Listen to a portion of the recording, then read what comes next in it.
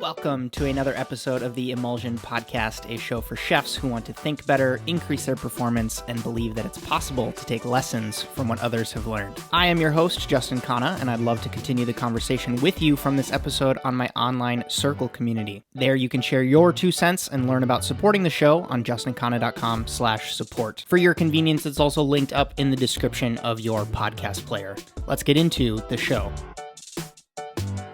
What is up, folks? Welcome back to the Emulsion podcast for another interview show. This is one of the first in-person interviews that we've had on the show in a while. Adam Witt was in town. You probably know him from his YouTube channel, his TikToks, his shorts and Instagram Reels, as well as just his really cool deep dives that he does on individual cuisines, individual dishes, individual aspects of cooking. He's also a private chef, which I know that resonates with a couple of you folks that are listening who have either transitioned into being a private chef in the pandemic times, or you've been doing it for ages and that's been your bread and butter, your main business. And we certainly get into that in this conversation. We also talk about his background, because in previous conversations that I've had with Adam, especially the ones on the channel, we were talking about knife sharpening. And so this is more something that I positioned as a getting to know Adam kind of interview, because he is one of the OG Patreon supporters. Him and I have done coaching in the past, and we really kind of formed a relationship there. And it's just awesome to see his success and his growth on all the different platforms. And so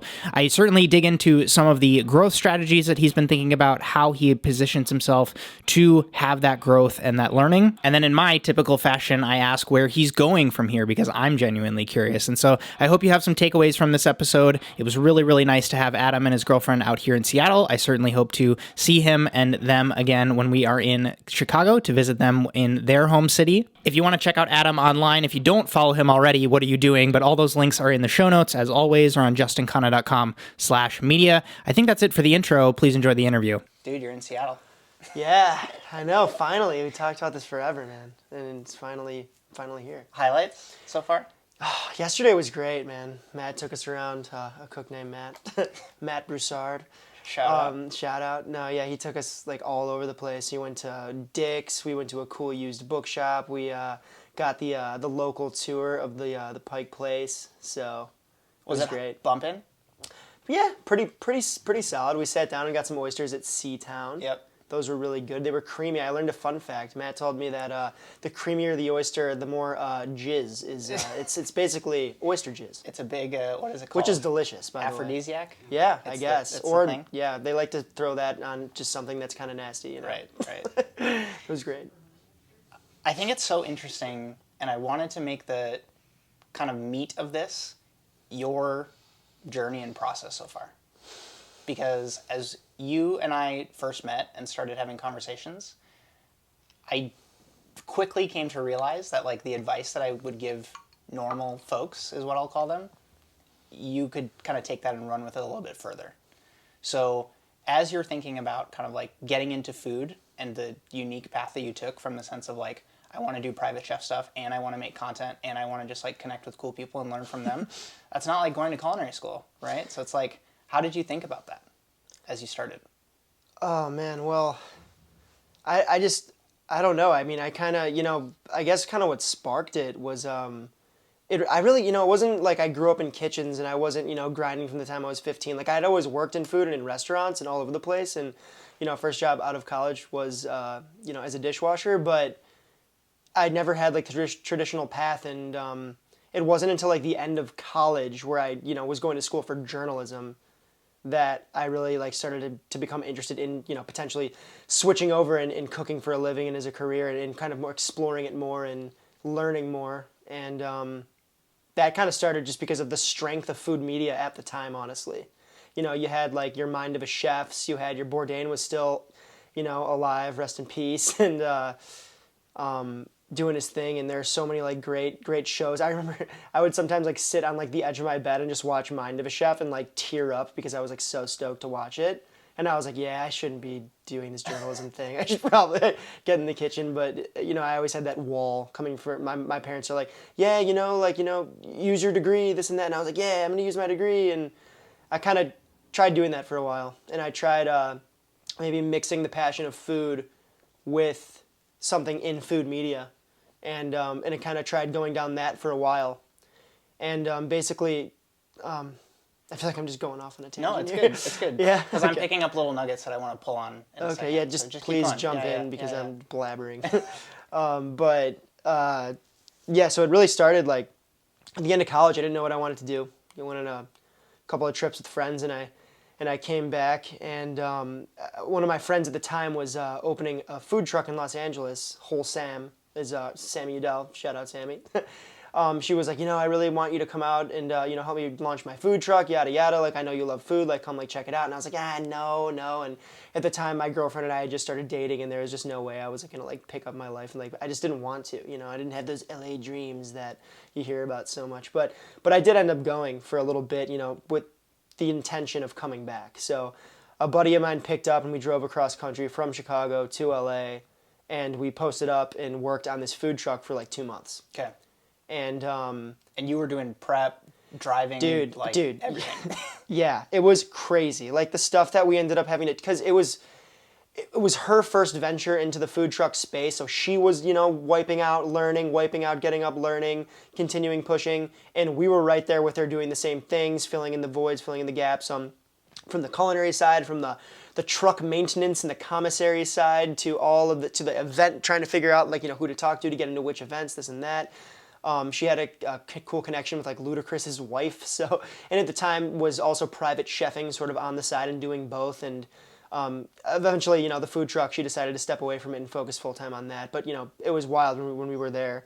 Got my Victorinox and chopped a Started off shitload of potatoes, dude. Yeah. And the first day we were on the truck, my friend and I were blanching a ton of potatoes. Huge, I don't even know how big pot of water, 2-man pot of water to move.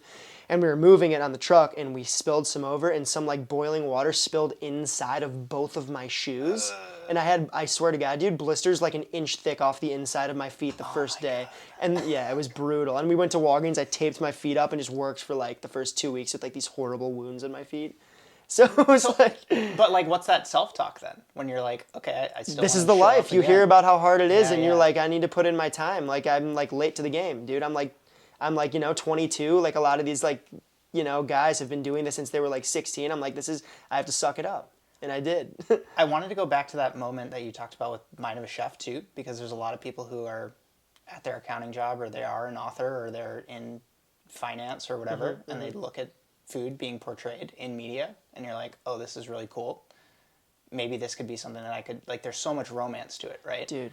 So is that expectation what you're trying to ultimately go, like you're trying to reach that point? Have you reached that point already? Or what about it drew you to it? And because what I don't want, and what I'm hoping to, as like a semi-leading question, is does it live up to the hype? Did you find something else that kind of like you found fulfillment in food that may or may not have matched with what you saw on TV? Well, I think, I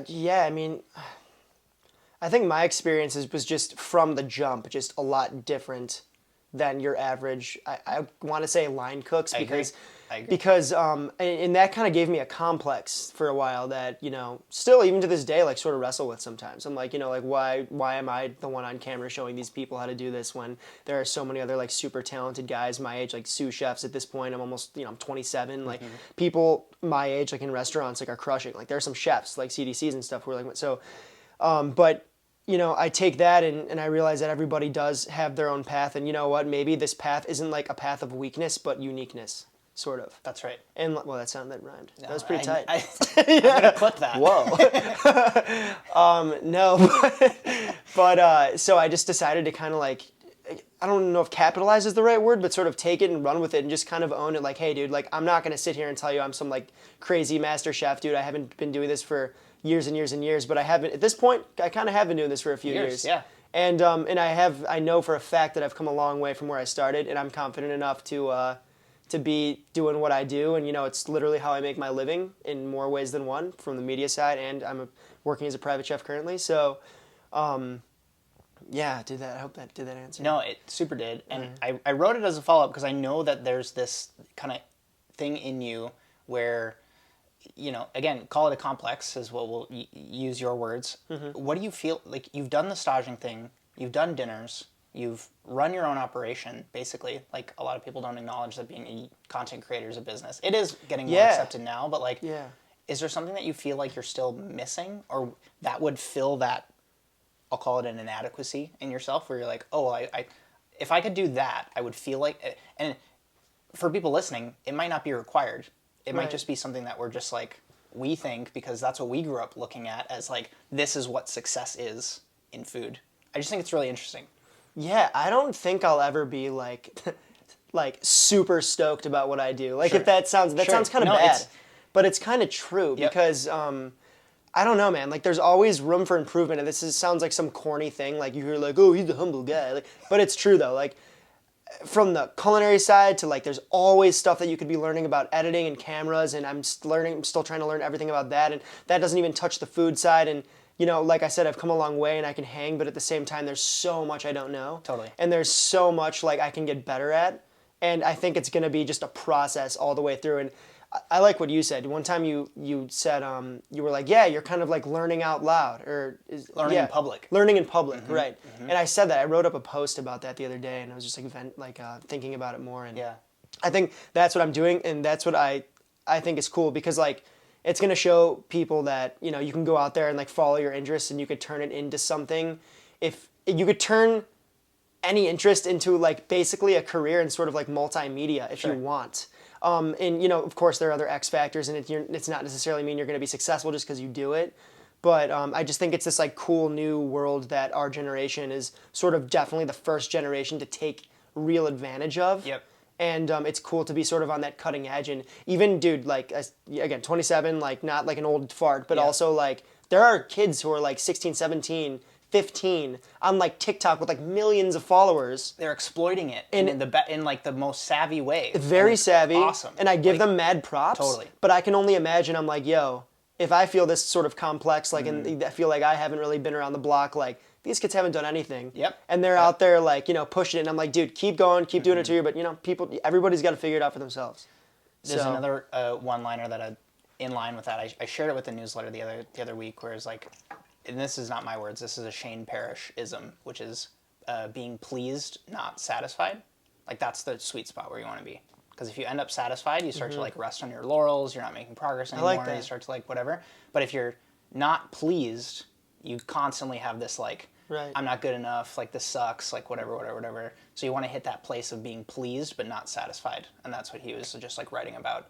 I love that. I've never heard that before. Yeah, I found a lot of value in it. Because it's, like, you can really develop a complex if you're on the other side of either of those. Very unhealthy. Yeah, it really sucks. You have to be, like just unhealthy enough. Totally. You know?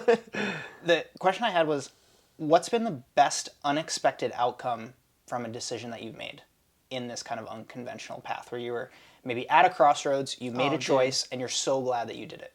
Dude, becoming a private chef, straight up. Like, basically what happened was when I left this food truck gig, I came home and I was like, well, what am I going to do now? You know, I had just graduated. I went on like a birthright trip to Israel with some friends. I traveled around doing some things. You know, I went to LA and lived there and had some crazy experiences.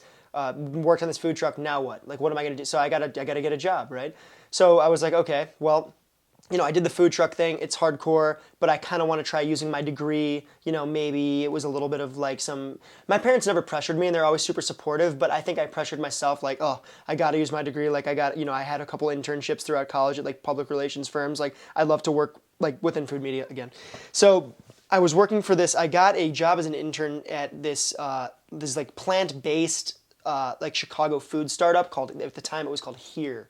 Okay. Here, really dumb name, but they were cool people, and they took me sort of under their wing, and the business is still around. They had rebranded since, and I was doing a lot of their digital marketing stuff, and I think that's around the time when we met. Yep. Maybe it was right after, maybe it was right before. Just right after that, because this is the first time I'm hearing about that startup. Okay, so it was right after, I bet, right when I started cooking, because so what happened, so I'm this kid, right, working at this company, and you know, a couple months go by, they take me to Florida, I go to some conventions, and it's kind of fun, right? I'm not getting paid much, but it's a cool experience, and they said that they're, you know, going to be looking for a position for us, entry level, this and that.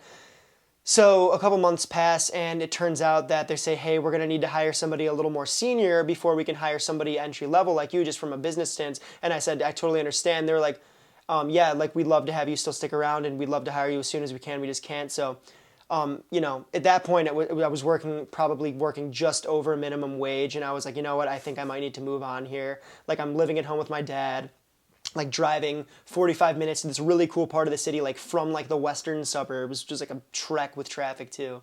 So, I decided I'm going to start looking around elsewhere. And literally within that week, my friend Sammy, the one who owned the food truck that I was with, calls me from Malibu. She says, hey, I'm with one of my clients right now cooking in Malibu. She's looking for a new private chef. And I'm like, okay. And she's like, do you want to do it? And I was like, no. Maybe. And I was like, you know what? No, I don't think so, but this and that. I think I kind of jumbled the story. A week passed. Within that week from the initial call, I basically got the news that I wasn't going to be hired. So I call her back and I said, you know what? Screw it. Like, yeah, I'm interested. Like, what do we do? And she's like, can I FaceTime you? I'm literally playing, like, I don't know what game, but I'm, like, mic'd up with my friends, like, probably, like, a little stoned. Yeah. And, like, my dad's, like, watching football. I'm like, yeah. So I, like throw my controller and stuff, and I, like, run outside, and it's, like, fall, so it's kind of cold, and it's windy. I, like, put my hoodie on, and it's, like, scrunched up. I look like Kenny from South Park. And I'm, like, FaceTiming this person. She's with my friend Sammy. They answer the phone. First thing she says to me, whoa! And I'm like, what? And then she's like, I didn't know you'd be so young. And I was like, yeah, I don't know what to say to that. So I'm like, yeah. Anyways, we ended up talking. She ended up liking me. Sammy probably definitely vouched for me. And, a week passes by. I go to her house. I cook dinner for her and her husband. They like it. I get hired. Do you remember what you made? Oh, man, I wish. I think it was some sort of chicken dish. My current clients, they like to eat, say, classic Americano, not too adventurous. Totally. Keep it like that. Yep, it was probably some sort of like blanched broccolini, some sort of chicken with like a fresh sauce, and maybe some like seasoned, like some starch, like couscous or something. I don't know, something like that.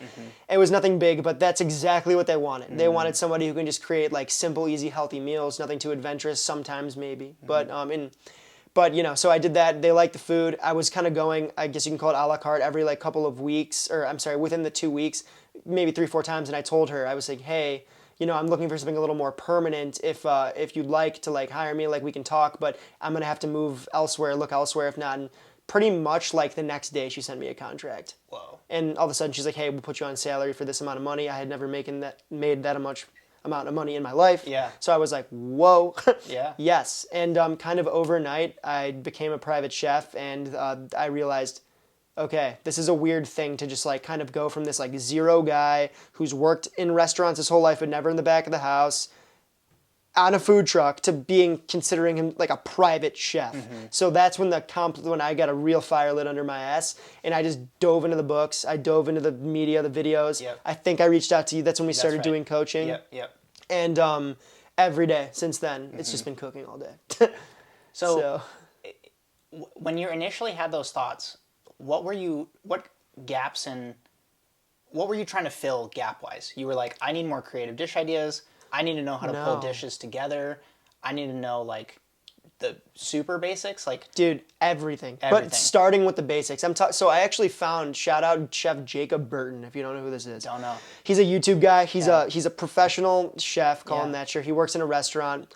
And he's like, kind of like, he does this online culinary school program. I immediately bought it, printed it. I watched all the videos. I practiced everything from like basic hollandaise to like French omelets to like all the basic sort of like Western, Eurocentric, American culinary school type stuff.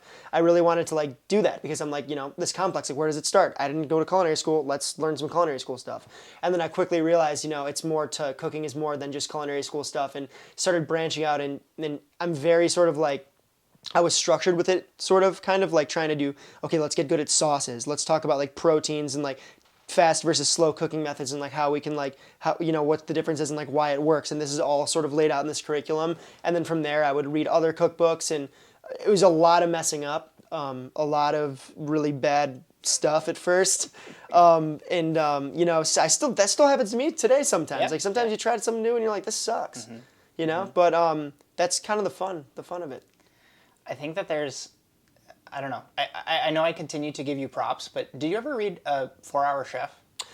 Is that Tim Ferriss? Tim Ferriss, yeah. I've heard of it. I never read it. So that was like one of my first, I'll call it, I won't call it anti-culinary school, but I'll call it just kind of like bucking the tradition, from the sense of the first recipe he does in that book is, I'm almost positive on this, seared scallops with like a mango apple salsa, something.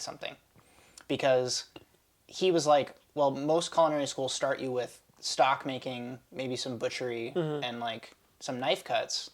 But if you make this, you get heat control, you learn how to season a salad, you learn how to do some knife cuts, basically. And those are actually like, you can do a lot more with those 3 foundational pieces to like practically make dinner for you and your partner, right. You know what I mean, or host a dinner party, right.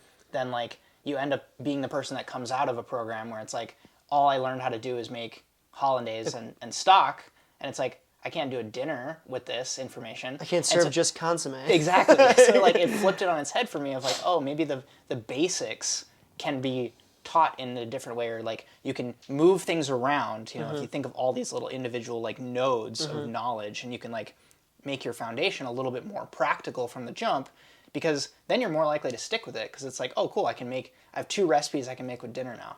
You know what I mean? And then you get more excited about it versus like trying to get buy-in on people of like, you need to start with stock. It's like, why do we have to start with stock? You know, like it's a foundation for a lot of stuff. For sure. But it's like, it's not the only place you can start. You know, and I just thought that was really, really interesting. That's true. Yeah. There's, I don't know, like, yeah, it's just, there's a conventional way of doing things. And I mean, these days with the internet, like there's no reason that you need to start anywhere. It's just how it's done. So, you know, all roads lead to, it's something like that. You'll get there. Yeah, totally. I have this question that I think always leads to some cool stories, and I call it like the graduation moment question. I had it when I, did my first, like, I can remember the first time I did my first like 100-person banquet party. Wow. And I was like, whoa, that was kind of cool. Like, I did that. I had a moment where I had a confusion moment with a client where I thought it was going to be a coursed out menu. It was going to be a 5-course coursed out menu. And they're like, oh no, we want it family style. So I needed to do like the whole tasting menu at the same time. Whoa. That was like a graduation moment for me. And it was like, last minute? Well, it was like the day before the thing. And it was like, we want this menu, but we want it family style. And I had planned on like doing individual components where I could course it out. They're like, no, we want everything at the same time. Brutal. Anyways, is those moments I think are so interesting, because it's like, you often don't see them coming, or you often don't like sign up for them, but they sometimes like present themselves to you, and you're like, you sometimes will rise to the occasion. Do you have any of those like moments that you think of, whether it's in private chefing or content creation, or just like, I call it a graduation moment. You can call it whatever else you want. Man, that's a good question. I guess a big thing for me was just working, like starting this new position. I had always cooked for friends, for family, where it didn't really matter if you messed up a little bit, right? Like you can kind of save it and you can kind of spunk it up and this and that. But when I first started this, I remember I probably got the job in like October of 18, right? So a little while back. And when I first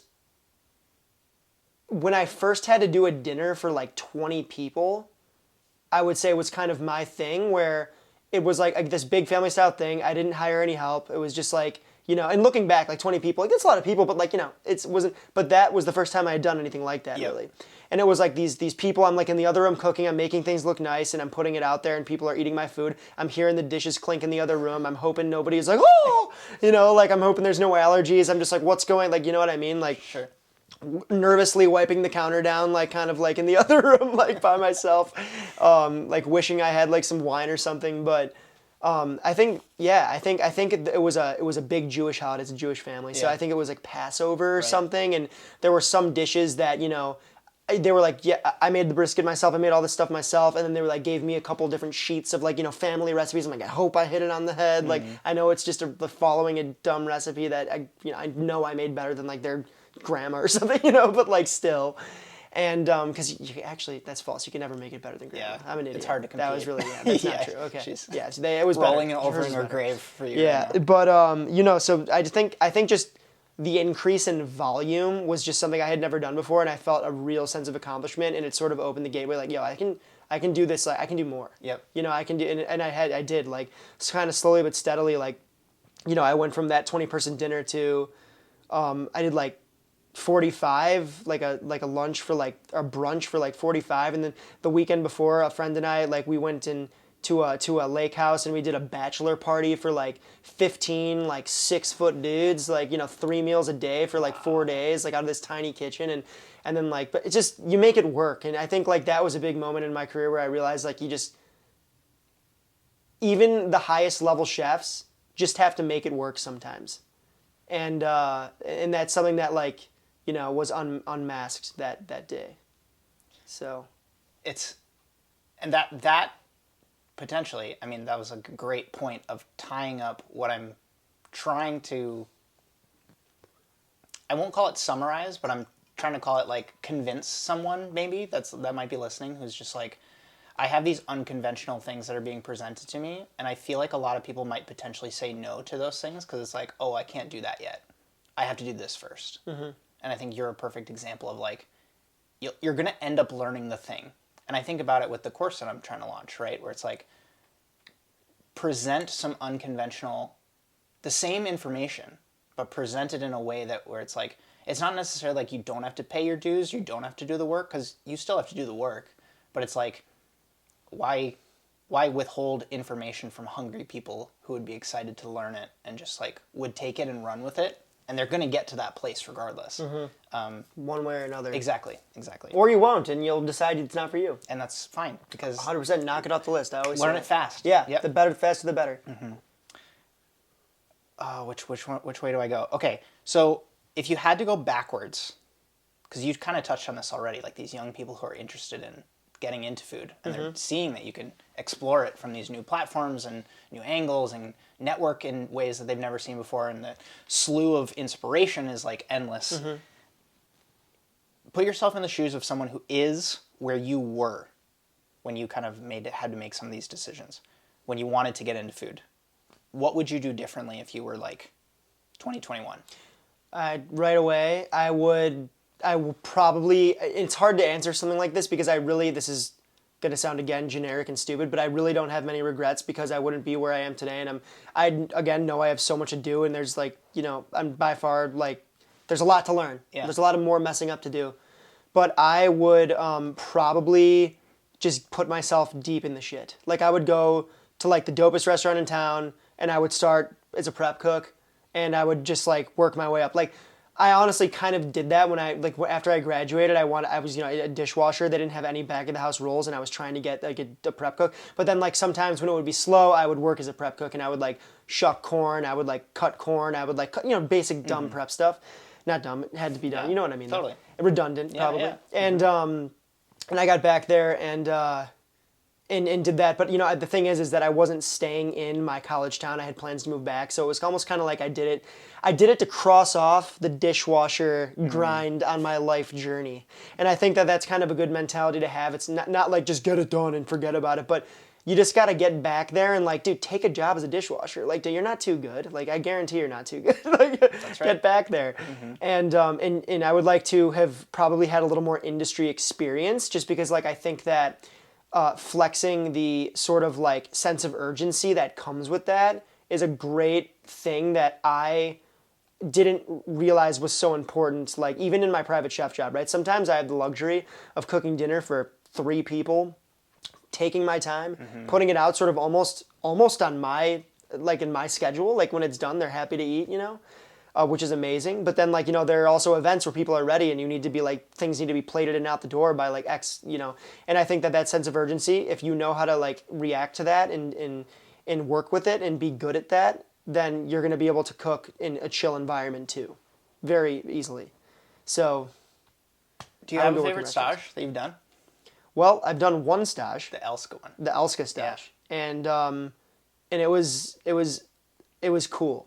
I learned a lot, and I was planning, and I still do plan on doing more. But I actually, unfortunately, COVID cut that off because I had plans, and I was talking to a couple of chefs, and of course, COVID hit, and my clients would have been. It was just not a good thing. And you know, now that we're kind of recovering, and my social media presence has sort of started.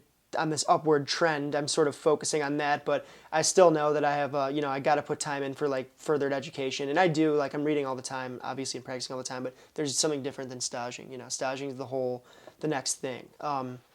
Learned a lot at Elska. Let's just say it was 4 days of intense, fast learning.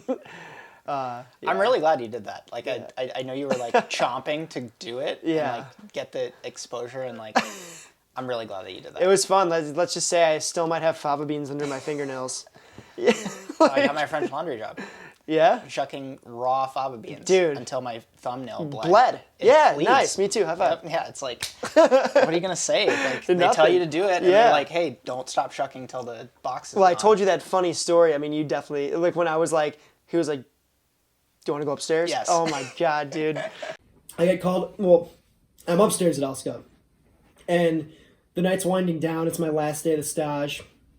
I don't know anything about stage culture, and we had talked about this. It's different in every city. Right. In Chicago, there's a very, I guess you can call it a healthy stage culture. People are always staging. Restaurants are very welcoming, and a thing you do at the end of your stage is you go up and you eat. Right. You change. You sit at the bar. They get you drunk. They fill you up with food, whatever you want, as much as you want, and then that's like the last hurrah of your stage. I didn't know that, so I'm sitting at the garde manger station.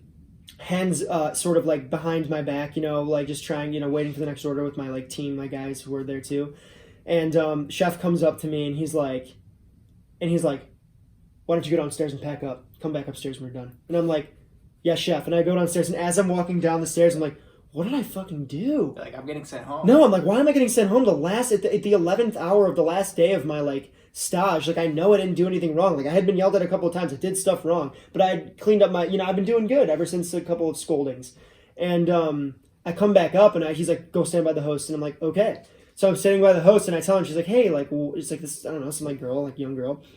She's like, what are you doing? And I'm like, chef told me to stand over here. I think I'm like in trouble. And then she's like, what? And I'm like, yeah, I'm just gonna like stand with you. I don't know what's going on. And she's like, you're not eating. And I'm like, no, I'm not. What? No. And she's like, no, you're not eating. And I'm like, no. Like, chef just told me to stand over here. And she's like, hold on. So she goes, talks to David, and she looks at me, and she's like, you're eating. And I'm like, what are you saying? And she's like, go sit at the bar. You can order food and drinks and whatever else. And then like my stomach sort of like, my white knuckles turned back to normal. And I sat at the bar, and I talked to the bartender, and I ordered like 6 plates of things, and they sent out random stuff, and it was just like such an amazing end to such like this crazy few days of like hectic like learning that it was just like it was very like romantic. I was kind of sitting there like sighed. I drank a couple of cocktails, and not too many because I had to drive home. But and I talked, and I met some cool people, and I still talk to some of them. Even to this day, and it was only for 3 days like 5 days that I was there. So many nights there. Like, yeah. Staging can be this incredible thing for you if you're willing to, like you said, continue the networking after the fact. Mm-hmm. If you're willing to like put in because it is a very emotional thing when you get to eat the food that you've been like prepping for ages. And for me, when I was staging early on, it put it so into perspective of like, fuck, I'm at the bottom of the mountain. Because I'd look at the dishes because I thought I was like, quote unquote, busy. I was like, I did a lot of prep stuff today. Mm-hmm. And then I would sit at a meal and I would eat it. And I'd be like, there's like 3 things I can point to in what I just ate that I did. And there's like, this was back in like early molecular French laundry days? Yeah, well, it was like each dish had like 7 or 8 components on it. And you just realize how like, oh my God, this is like a true brigade. It's like a real team effort. This is like, and it really put it all in, and you get to like do it from the guest side, because it's like back house can suck sometimes, right? And to get to experience it from the guest side was really special. And they treat you like you're a guest. Totally. Like, they walked up to me, and it was like these guys who I had just been chilling with the past week, and we've been like bullshitting, and like, like I was getting to know them better, and like eating staff meal before service with them, and they come up to me, and they're talking to me like I'm like some sort of like royalty. They show me the dish, and they like explain the dish even though I know what it is, and they're like, enjoy. Yeah. And they walk away, and I'm like, dude, chill. Like, what do you do? Like, I wanted to like drink with them and stuff, but they're like working, and I'm like, this is just so wild. I feel like it was cool. It just, I feel like it's and you touched on it in your reaction to getting the opportunity to eat, where you're like, oh, I can't possibly. And it's like, no, you should. Like, this becomes a full experience when you actually do that. And that's what I think is really interesting, and like hopefully a takeaway for someone someone listening who gets that opportunity and it's like, it's not bad. Like, it's not seen as bad. I don't see it. If you say that you're hot shit and you're gonna get drunk at the bar. But I'm sorry, what's not bad? What's not bad? Eating after a stage. Oh no, I know, and you do feel a little weird and guilty. You feel super weird because you're sitting there and people are still cleaning up and working a little bit, and you're sitting there like eating, and they're serving you. Left your shift early, basically. Right. It feels so weird. Yep. Yeah. Whether it's during the stage and the chef gives you that opportunity, or if it's the next weekend and you want to come have a meal, right? Absolutely do it. I just think it like completely caps the experience. I had a stage in Scandinavia and I didn't eat. It was one of like my biggest regrets. That's a thing, right? Like, did they feed you after your stage? Is that like no? Because this was 5 days, so I worked all 5 days. There was not realistically an opportunity in that week for me to go eat, and I had a couple of extra days in Copenhagen, and I didn't eat, and I regret it. I ended up coming back and getting the opportunity to eat. But this was months later. The team was a little bit different, so I didn't have that same connection. Yeah. But if you're listening and you're about to go on a stage, I think Adam and I both agree you should definitely 100%. It's the cap. Yeah. Yeah. Can you share some big picture goals for Omnivorous Adam, for you yourself? Like, where do you see this going? Because like, you have so many avenues you could go down. Yeah. And don't feel like you have to share anything if you're trying to keep things under no, wraps. Yeah, like, no. I'm an open book about most of this stuff. Dude, to be honest, like I'm still trying to figure that out. Because I haven't fully pushed off. I'm still working as a private chef. That's how I pay my bills. Right. I also do make, some money on the side from brand deals and, video views and that type of thing. And not enough to push off yet, but it will be there at some point soon. But big picture, I mean, I kind of want to do it all, man. Like, but my real goal is to sort of have my own show. Not on Netflix, not on the Food Network, none of that. I want like my own internet show where I can completely control everything, and I want to just explore food. It's going to be teaching to cook. It's going to be talking to cool people in the food world, food people, like, purveyors, chefs, not just like cooks and stuff, but other people in that world, and just this exploratory, like fun, lighthearted, like thing that I'm going to create, and all the while, treat it like a business too. Like I got to pay my bills too, so I would like to come out with eventually like cool merchandise, but nothing like tacky stuff that I'd want to wear.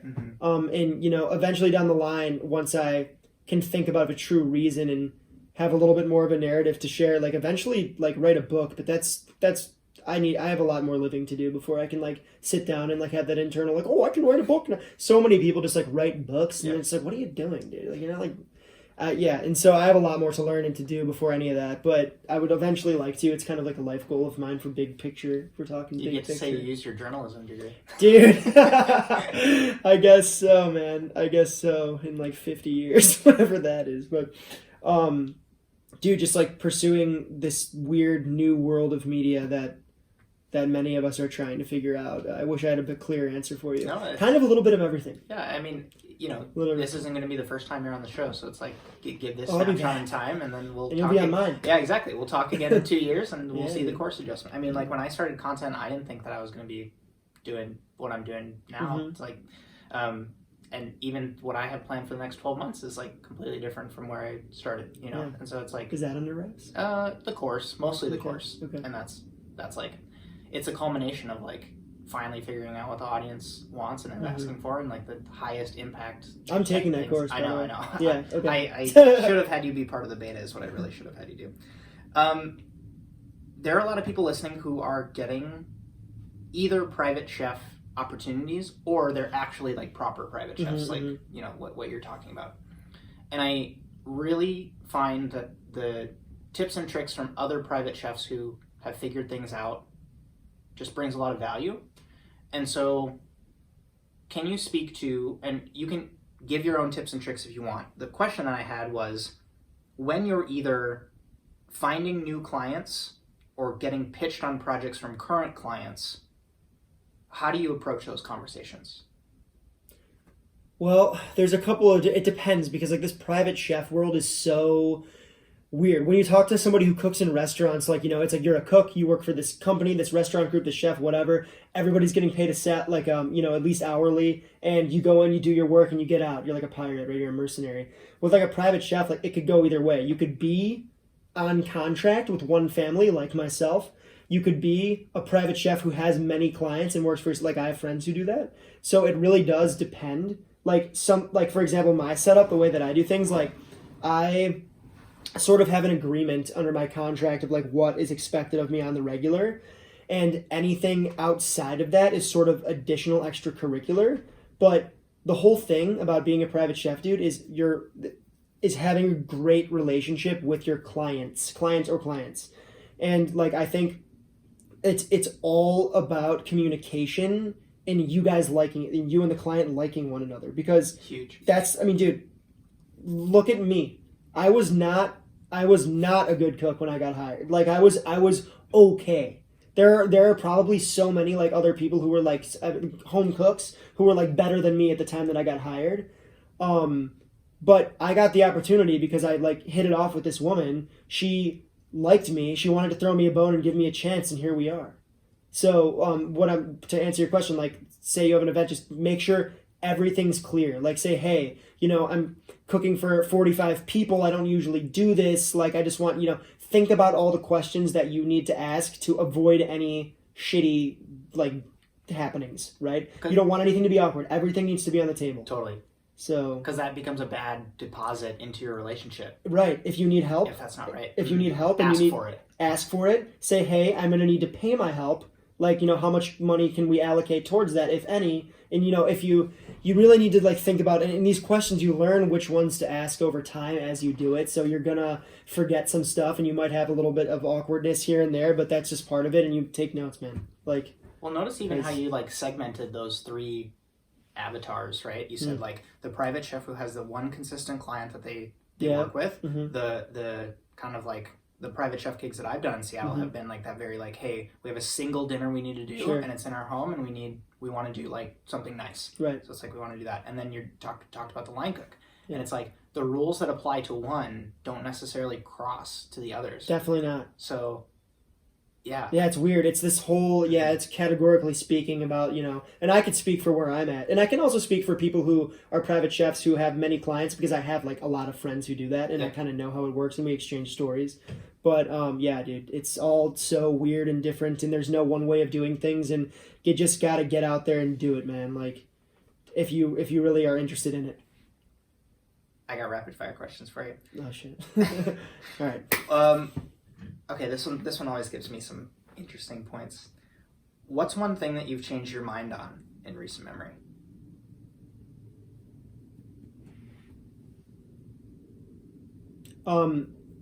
I've realized that delegating a video editor is probably something I'm going to want to do in the future. And you don't have one currently? I'm working with a guy, we're kind of onboarding right now, and I'm not really sure how it's going to work out, but like, I like editing. I have a certain style that I don't always like editing, right? But yeah, I'm kind of controlling about it, sort of, because I have a certain like look and feel and vibe that I do. Yep.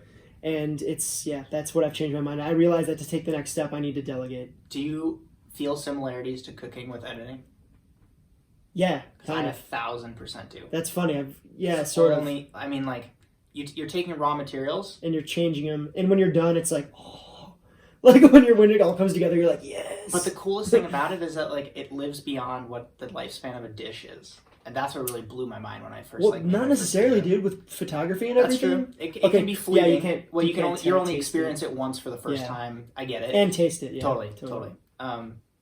So what's? I mean, is it like initial cut, and you go through and do the ending piece? We're trying to figure that out. We're trying to figure that out. I mean, because it's there's just a lot to of get ways. Practical, because like there's a lot of chefs who also are like, hey, I can make some really cool content, but I don't want to edit. So like, what are you outsourcing first? Like, if you don't mind getting practical for a second. No, dude, I really do think that if you want to be in the food media space, it is in your best interest to at least learn the basics of media. Shoot yourself a couple of times.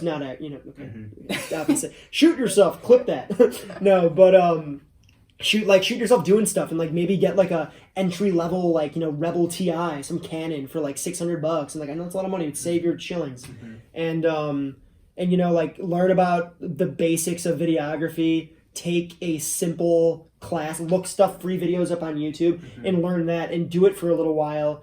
Understand like the pain that comes from kind of, you know, the learning curve that comes from it, and make sure it's something that you really want to do. And then when you're at that point where you realize, look, I've always been the cook. Like for me, it's always been food first. Like I've always been more about the food and the cooking than the videography work. And it's only in the past, I would say, year that I've like tried to consciously take the video side of it more seriously and learn more about my camera. And just videography is, luckily for me, I think some of it comes naturally in terms of where to place the camera, what shots to get. But like the technical side, that doesn't come naturally to anyone. You just got to learn and read. Well, because I can only imagine helps your editor too when you know how to evaluate their performance. That is the worst thing in the world when you're working with someone who kind of thinks they know what they want, but they don't actually, and they can't speak the language. You can't talk about keyframes and crossfades and do this to the audio and like... And just like color, all that stuff. So, Totally. So yeah, I would say, yeah. Is there an ingredient you're obsessed with right now? Levna. Yeah. Did we talk about this? We might have talked about it, but like just like a simple strained yogurt. It's like so. I just like love it. You can season it up however you want. Like my girlfriend's really good at making this dish that she does, where it's so simple, but it's just like a seasoned Levna with like this delicious, just like it's summer, so we got tomatoes, so it's like this tomato oil and tomatoes and fresh herbs, and it's like so easy and rustic, but it's so good. And you put that on crusty bread, and it's like GG, dude. You know. You can talk about it in the context of writing, or you can talk about it in food, or you can talk about it in business. But is there a book that's been particularly impactful for you? Definitely, dude. The curriculum that when I first started, the Jacob Burton, to plug him, like he deserves it. I'll link it. He really does deserve it. You got to check him out. He's great. Yeah. I think he's based in like Northern California or something.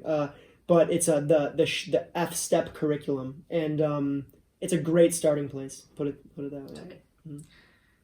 Is there a technique that you're still intimidated by in the kitchen? Oh, man. Definitely. I'm trying to think of what it would be though. I mean, it truly never ends. But if there's something where you're like, especially sort of like, I guess like any sauce that can break on you. I'm just kind of like, you know, like this is like, I need this to hold. Or, I don't know, something that can break on you, like, while you're holding it is just, like, it's always kind of like you take up the lid and you're like, okay, cool. Or you're like, you know what I mean? Or, like, do I need to, like, start over? Check on the baby. Yeah, pretty much. This can sometimes flop as a question, but I think you might have a good answer. Is there something that doesn't end up on your Instagram, as in you don't share it widely, that you get really excited about, or you love it?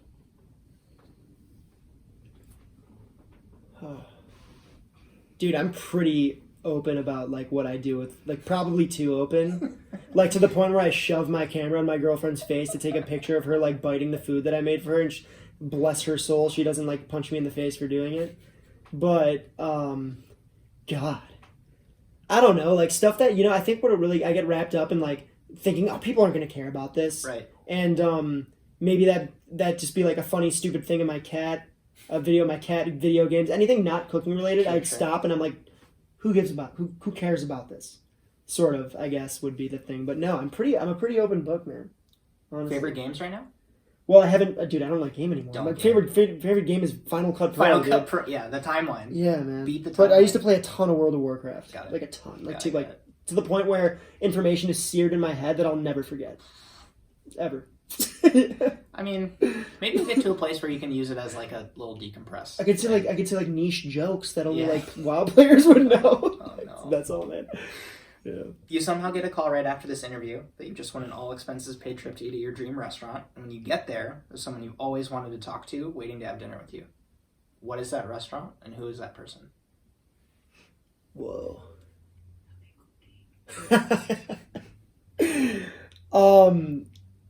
I don't know where it would be. I'm gonna call it Lyon because I think that's where he's from. But I would go to Lyon, and I could be wrong, so fact check me. But I just like love Jacques Pepin so much. Mm-hmm. Like I just think like what he's done for like food media. Like it's also weird because I think of like chefs like through the lens of like also media too. And like like the cutting edge of that too, like him and Julia and like the other shows he did throughout the 90s. But he's been living, I believe, in Connecticut for the past like 40 years. So, but I think he was originally from Lyon. He cooked for like the president of Paris and the president of France, probably in Paris. So, but in my weird fantasy world, I'm going to say Lyon, France, Jacques Pepin. Yeah. That's tight. In like the 60s when he was like a young guy. Real flashback. Yeah. Last question for you. And I do want to, ask you if there's topics that you wanted to discuss that you didn't get a chance to talk through. And we can talk about those after you answer. What do you think chefs can be doing better to help the next generation?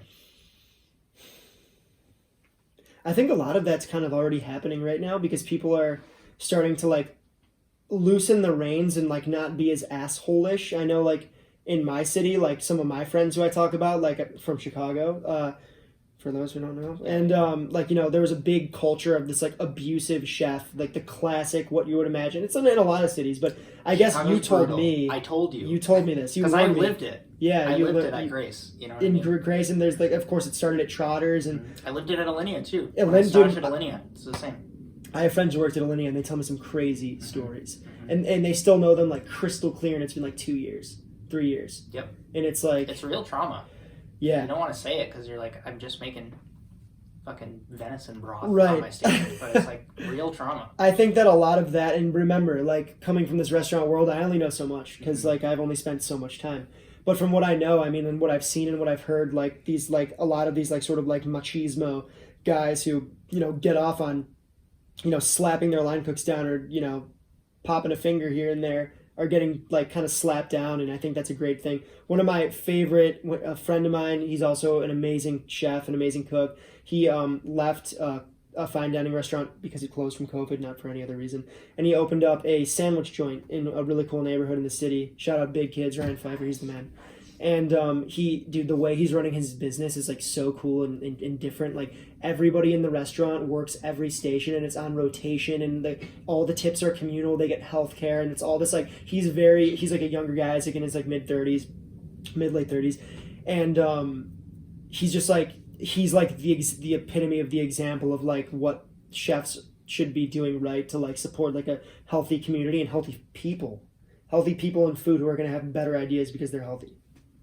I think you and I are both also in this weird place where it's almost like if you put the information out there, this generation has such better access to it, where it's like they'll find a way to find it. Do you know what I mean? Savvy, yeah. They're a little more savvy. They're a little more, because it's like I find myself almost to a detriment when I don't know something. You just whip your phone out, look it up on the spot. Yep. And when I can't do it, I feel weird. Yeah. It's so crazy. Yeah. What a world. I know. Anything you wanted to chat through that we didn't get to talk about? I mean, it's obviously great to have you here. We're going to go to dinner after this. Yeah, dude. I mean, it's cool being here. I mean, we've been talking. I met you for the first time 2 days ago, but we've known each other for like 2 years, more than that, maybe 3 years. We decided or something. Yeah. I don't know. It's been a long time, so it's cool to meet all you guys. Yeah. And that's really all I got to say, man. That's it. That's cool. Well, thanks for coming on the show, dude. Dude, thanks for having me. You're gonna be on mine soon, or whatever mine is. When I make it to Chicago. 100%. What's up? Justin here again. Because, I mean, if you're still listening, you didn't not like this episode, right? And if that's the case, I'd like to think that you'd get value from the other work that I share here online. It's all focused on helping chefs and hospitality professionals perform better. If you don't have a lot of time, the best place to start is with the email newsletter that I write every single week called the 80/20 Edge. That's where I share knowledge on sharpening your skills, asymmetric upside, and exploring the industry beyond the status quo. And I say it saves time because I include all of the content that I publish that week all in one place as kind of a weekly digest of sorts. Next up, you should check out my YouTube channel for gear reviews, clips from podcasts just like this one, and documented experiences from some of the best restaurants in the world. And lastly, if you'd like to learn about my intense cohort-based professional development focused course, get coaching from me to help you make your next move, or just support the show, you can check out justinkhanna.com/support. And if you do support this show already, that's greatly appreciated. Thank you. Finally, it really does help to share a review of this show on Apple Podcasts to help the podcast